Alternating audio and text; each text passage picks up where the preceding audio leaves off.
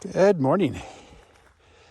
Thank you for tuning in to Hiking Through the Bible. We are at Lake Ponderay in the Farragut Preserve. It's about 30 minutes north of Coeur d'Alene. And let's see, we are using the Bible experience, and we are in Numbers 9. So here we go. The Lord spoke to Moses in the desert of Sinai in the first month of the second year after they came out of Egypt. He said, "Have the Israelites celebrate the Passover at the appointed time. Celebrate it at the appointed time at twilight on the 14th day of this month, in accordance with all its rules and regulations." So Moses told the Israelites to celebrate the Passover, and they did so in the desert of Sinai at twilight on the 14th day of the first month. The Israelites did everything just as the Lord commanded Moses. But some of them could not celebrate the Passover on that day because they were ceremonially unclean on account of a dead body. So they came to Moses and Aaron that same day and said to Moses, "We have become unclean because of a dead body. Why should we be kept from presenting the Lord's offering with the other Israelites at the appointed time?" Moses answered them, "Wait until I find out what the Lord commands concerning you." Then the Lord said to Moses, "Tell the Israelites, when any of you or your descendants are unclean because of a dead body or are away on a journey, they are still to celebrate the Lord's Passover. But they are to do it on the 14th day of the second month at twilight. They are to eat the lamb together with unleavened bread and bitter herbs. They must not leave any of it till morning or break any of its bones. When they celebrate the Passover, they must follow all the regulations. But if anyone who is ceremonially clean and not on a journey fails to celebrate the Passover, they must be cut off from their people for not presenting the Lord's offering at the appointed time. They will bear the consequences of their sin. A foreigner residing among you is also to celebrate the Lord's Passover in accordance with its rules and regulations. You must have the same regulations for both the foreigner and the native born." On the day the tabernacle, the tent of the covenant law, was set up, the cloud covered it. From evening till morning, the cloud above the tabernacle looked like fire. That is how it continued to be. The cloud covered it, and at night it looked like fire. Whenever the cloud lifted from above the tent, the Israelites set out. Wherever the cloud settled, the Israelites encamped. At the Lord's command, the Israelites set out, and at his command, they encamped. As long as the cloud stayed over the tabernacle, they remained in camp. When the cloud remained over the tabernacle a long time, the Israelites obeyed the Lord's order and did not set out. Sometimes the cloud was over the tabernacle only a few days. At the Lord's command, they would encamp, and then, at his command, they would set out. Sometimes the cloud stayed only from evening till morning, and when it lifted in the morning, they set out. Whether by day or by night, whenever the cloud lifted, they set out. Whether the cloud stayed over the tabernacle for 2 days, or a month, or a year, the Israelites would remain in camp and not set out. But when it lifted, they would set out. At the Lord's command, they encamped, and at the Lord's command, they set out. They obeyed the Lord's order in accordance with his command through Moses. The Lord said to Moses, "Make 2 trumpets of hammered silver and use them for calling the community together and for having the camps set out. When both are sounded, the whole community is to assemble before you at the entrance to the tent of meeting. If only one is sounded, the leaders, the heads of the clans of Israel, are to assemble before you. When a trumpet blast is sounded, the tribes camping on the east are to set out. At the sounding of a second blast, the camps on the south are to set out. The blast will be the signal for setting out. To gather the assembly, blow the trumpets, but not with the signal for setting out. The sons of Aaron, the priests, are to blow the trumpets. This is to be a lasting ordinance for you and the generations to come. When you go into battle in your own land against an enemy who is oppressing you, sound a blast on the trumpets. Then you will be remembered by the Lord your God and rescued from your enemies. Also, at your times of rejoicing, your appointed festivals and new moon feasts, you are to sound the trumpets over your burnt offerings and fellowship offerings, and they will be a memorial for you before your God. I am the Lord your God. On the 20th day of the second month of the second year, the cloud lifted from above the tabernacle of the covenant law.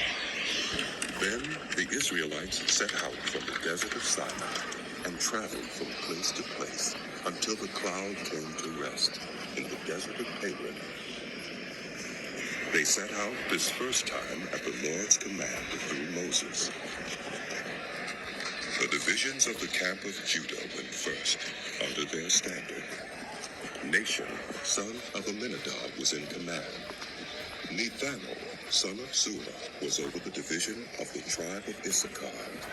And Eliab, son of Helon, was over the division of the tribe of Zebulun. Then the tabernacle was taken down, and the Gershonites and Merarites who carried it set out. The divisions of the camp of Reuben went next under their standard. Elizur, son of Shedeur, was in command. Shelumiel, son of Zurishaddai, was over the division of the tribe of Simeon. And Eliasaph, son of Deuel, was over the division of the tribe of Gad. Then the Kohathites set out, carrying the holy things. The tabernacle was to be set up before they arrived. The divisions of the camp of Ephraim went next under their standard. Elishama, son of Amiad, was in command. Gamaliel, son of Pedazur, was over the division of the tribe of Manasseh. And Abidan, son of Gideoni, was over the division of the tribe of Benjamin. Finally, as the rear guard for all the units, the divisions of the camp of Dan set out under their standard. Ahiezer, son of Ammishaddai, was in command. Pagiel, son of Akron, was over the division of the tribe of Asher. And Ahira, son of Enan, was over the division of the tribe of Naphtali. This was the order of march for the Israelite divisions as they set out.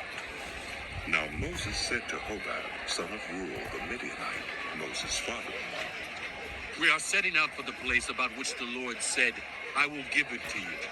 Come with us, and we will treat you well, for the Lord has promised good things to Israel. he answered. No, I will not go. I am going back to my own land and my own people. But Moses said, Please, do not leave us. You know where we should camp in the wilderness, and you can be our eyes. If you come with us, we will share with you whatever good things the Lord gives us.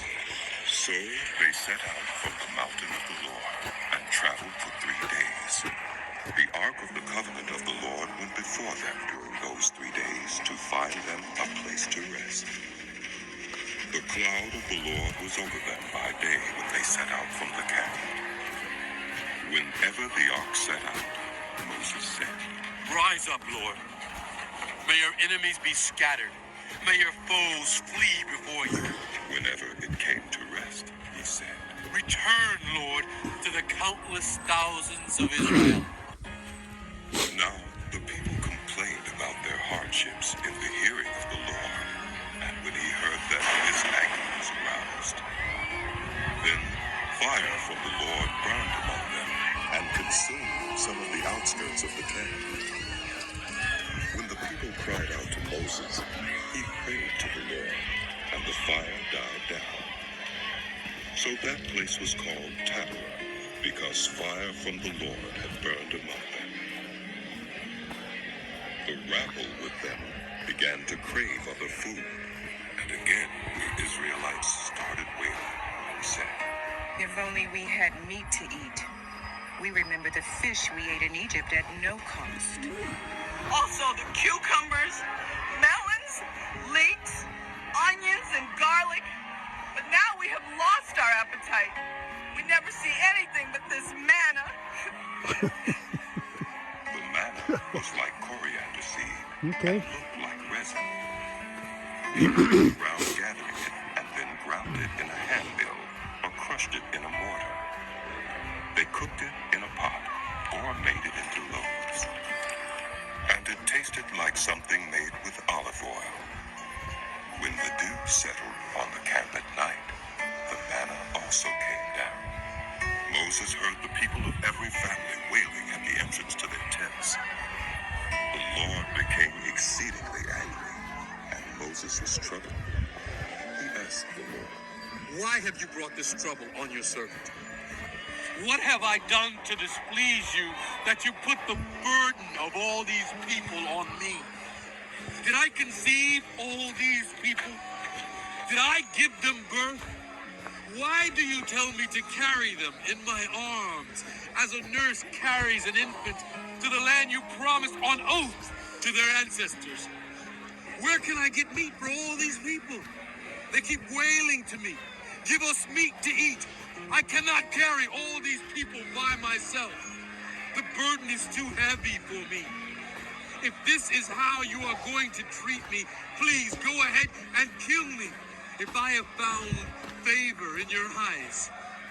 And do not let me face my own ruin. the Lord said to Moses, Bring me 70 of Israel's elders, who are known to you as leaders and officials among the people. Have them come to the tent of meeting, that they may stand there with you. I will come down and speak with you there, and I will take some of the power of the Spirit that is on you, and put it on them. They will share the burden of the people with you, so that you will not have to carry it alone. Tell the people, consecrate yourselves in preparation for tomorrow, when you will eat meat. The Lord heard you when you wailed. If only we had meat to eat, we were better off in Egypt. Now the Lord will give you meat, and you will eat it. You will not eat it for just 1 day, or 2 days, or 5, 10, or 20 days, but for a whole month, until it comes out of your nostrils and you loathe it, because you have rejected the Lord who is among you, and have wailed before him, saying, Why did we ever leave Egypt? but Moses said, Here I am among 600,000 men on foot, and you say, I will give them meat to eat for a whole month. Would they have enough if flocks and herds were slaughtered for them? Would they have enough if all the fish in the sea were caught for them? The Lord answered Moses, Is the Lord's arm too short? Now you will see whether or not what I say will come true for you. So Moses went out and told the people what the Lord had said. He brought together 70 of their elders and had them stand around the tent. Then the Lord came down in the cloud and spoke with him. And he took some of the power of the Spirit that was on him and put it on the 70 elders. When the Spirit rested on them, they prophesied, but did not do so again. However, 2 men whose names were Eldad and Medad had remained in the camp. They were listed among the elders, but did not go out to the tent. Yet the Spirit also rested on them, and they prophesied in the camp. A young man ran and told Moses, Eldad and Medad are prophesying in the camp. Joshua, son of Nun, who had been Moses' aide since youth, spoke up and said, Moses, my Lord, stop them.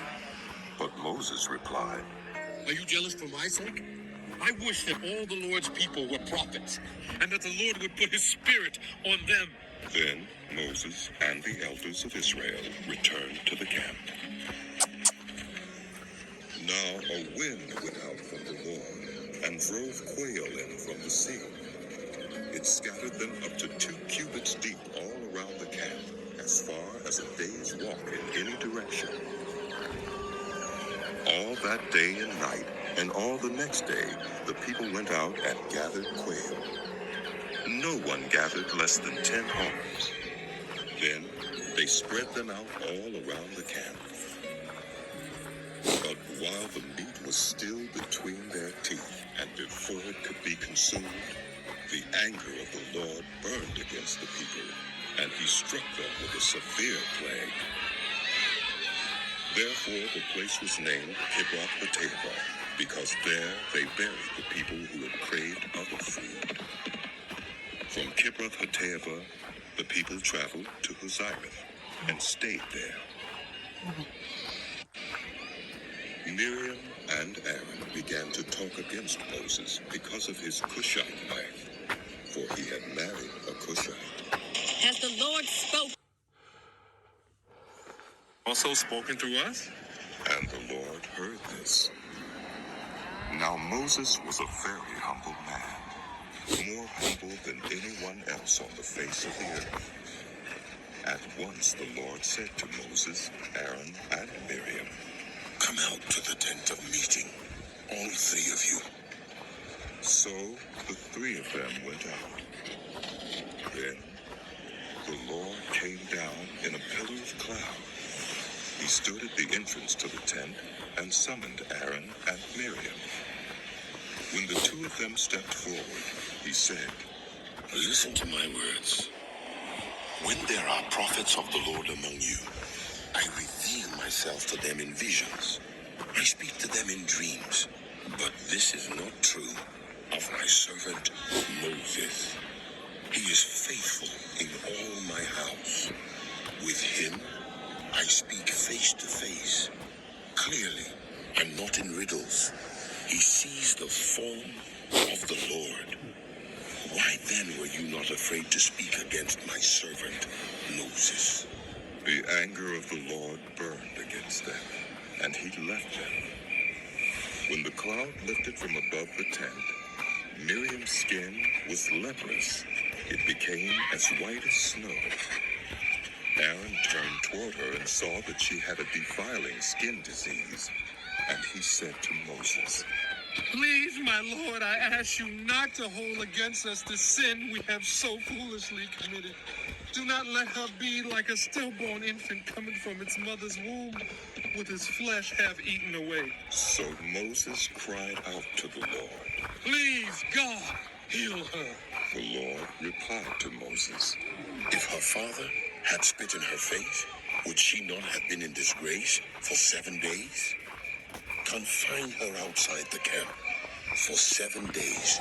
After that, she can be brought back. So Miriam was confined outside the camp for 7 days, and the people did not move on till she was brought back. After that, the people left Hazirah and encamped in the desert of Paran. The Lord said to Moses, Send some men to explore the land of Canaan which I am giving to the Israelites. From each ancestral tribe, send one of its leaders. So, at the Lord's command, Moses sent them out from the desert of Paran. All of them were leaders of the Israelites. These are their names. From the tribe of Reuben, Shamuel, son of Zachar. From the tribe of Simeon, Shaphat, son of Hori. From the tribe of Judah, Caleb, son of Jephunneh. From the tribe of Issachar, Idol, son of Joseph. From the tribe of Ephraim, Hoshea, son of Nun. From the tribe of Benjamin, Paltai, son of Raphu. From the tribe of Zebulun, Gadiel, son of Sodai. From the tribe of Manasseh, a tribe of Joseph, Gadi, son of Susa. From the tribe of Dan, Amiel, son of Gemalli. From the tribe of Asher, Sether, son of Michael. From the tribe of Naphtali, Nabai, son of Bathsai. From the tribe of Gad, Guel, son of Machai. These are the names of the men Moses sent to explore the land. Moses gave Hoshea, son of Nun, the name Joshua. When Moses sent them to explore Canaan, he said, Go up through the Negev and on into the hill country. See what the land is like and whether the people who live there are strong or weak, few or many. What kind of land do they live in? Is it good or bad? What kind of towns do they live in? Are they unwalled or fortified? How is the soil? Is it fertile or poor? Are there trees in it or not? Do your best to bring back some of the fruit of the land. it was the season for the first ripe grapes. So they went up and explored the land from the desert of Zin as far as Rehob, toward Lebo-Hamath. They went up through the Negev and came to Hebron, where Ahiman, Shishai, and Talmai, the descendants of Anak, lived. Hebron had been built 7 years before Zoan in Egypt. When they reached the valley of Eshcol, they cut off a branch bearing a single cluster of grapes. 2 of them carried it on a pole between them, along with some pomegranates and figs. That place was called the Valley of Eshcol, because of the cluster of grapes the Israelites cut off there. At the end of 40 days, they returned from exploring the land. They came back to Moses and Aaron and the whole Israelite community at Kadesh in the desert of Paran. There they reported to them and to the whole assembly and showed them the fruit of the land. They gave Moses this account. We went into the land to which you sent us, and it does flow with milk and honey. Here is its fruit. But the people who live there are powerful, and the cities are fortified and very large. We even saw descendants of Anak there. The Amalekites live in the Negev. The Hittites, Jebusites, and Amorites live in the hill country. And the Canaanites live near the sea and along the Jordan. Then Caleb silenced the people before Moses and said, We should go up and take possession of the land, for we can certainly do it. But the men who had gone up with him said, We can't attack those people. They are stronger than we are. and they spread among the Israelites a bad report about the land they had explored. They said, The land we explored devours those living in it. All the people we saw there are of great size. We saw the Nephilim there. The descendants of Anak come from the Nephilim. We seem like grasshoppers in our own eyes, and we look the same to them.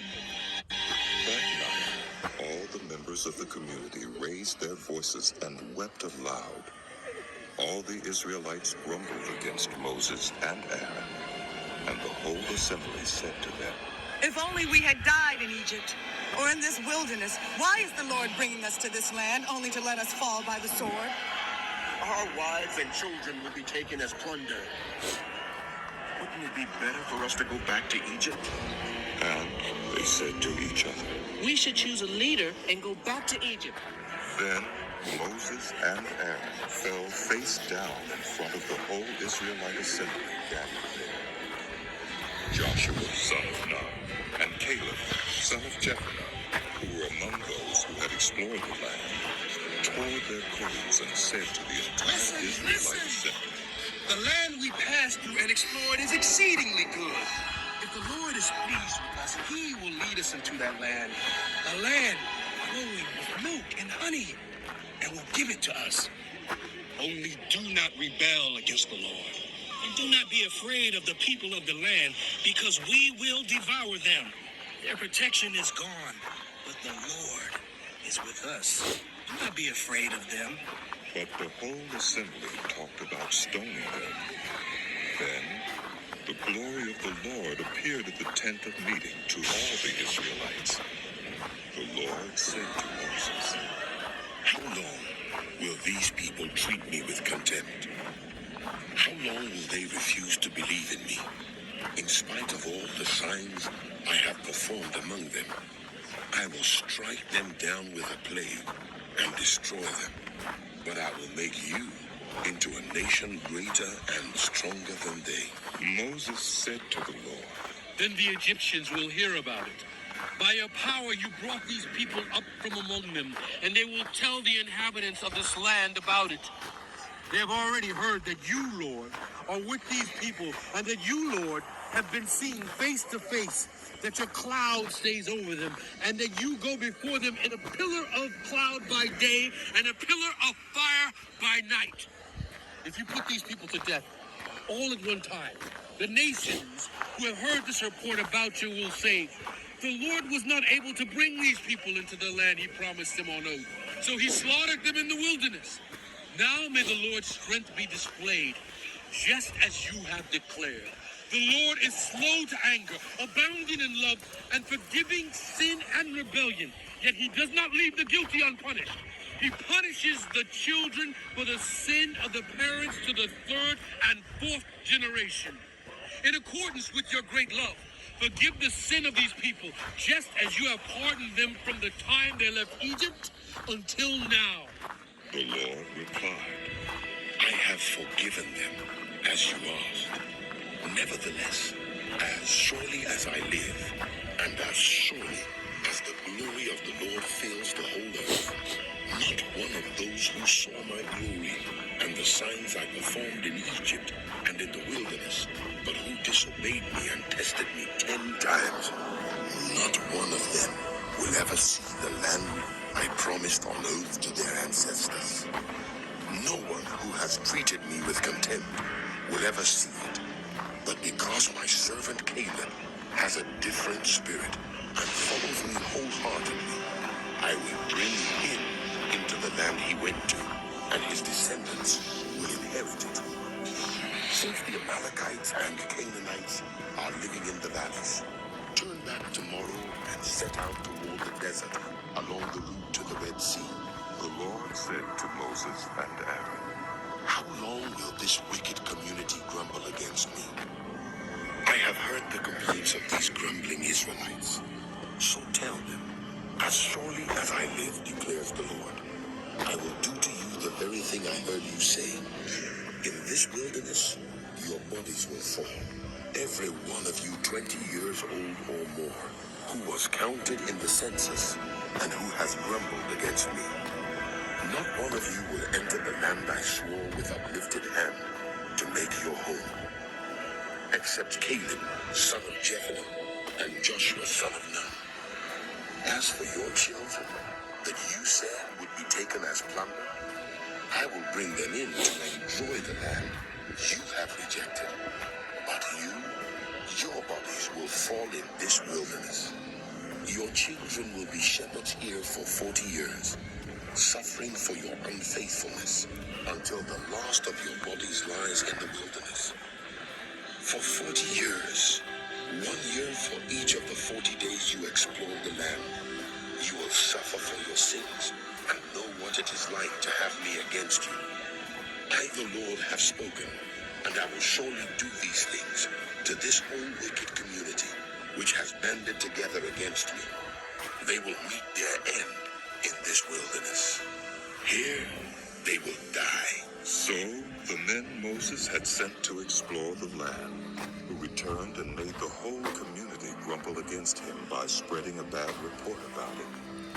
These men who were responsible for spreading the bad report about the land were struck down and died of a plague before the Lord. Of the men who went to explore the land, only Joshua, son of Nun, and Caleb, son of Jephunneh, survived. When Moses reported this to all the Israelites, they mourned bitterly. Early the next morning, they set out for the highest point in the hill country, saying, Now we are ready to go up to the land the Lord promised. Surely we have sinned. But Moses said, Why are you disobeying the Lord's command? This will not succeed. Do not go up, because the Lord is not with you. You will be defeated by your enemies, for the Amalekites and Canaanites will face you there, because you have turned away from the Lord. He will not be with you, and you will fall by the sword. Nevertheless, in their presumption, they went up toward the highest point in the hill country, though neither Moses nor the ark of the Lord's covenant moved from the camp. Then the Amalekites and Canaanites who lived in that hill country came down and attacked them and beat them down all the way to Horeb. The Lord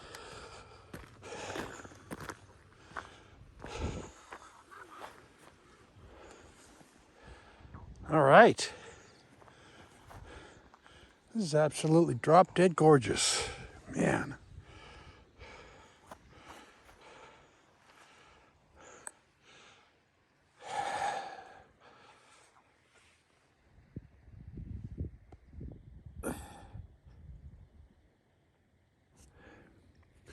That finishes today. Thank you for attending Hiking Through the Bible. Like, subscribe, recommend, ask questions, and we'll see you next time.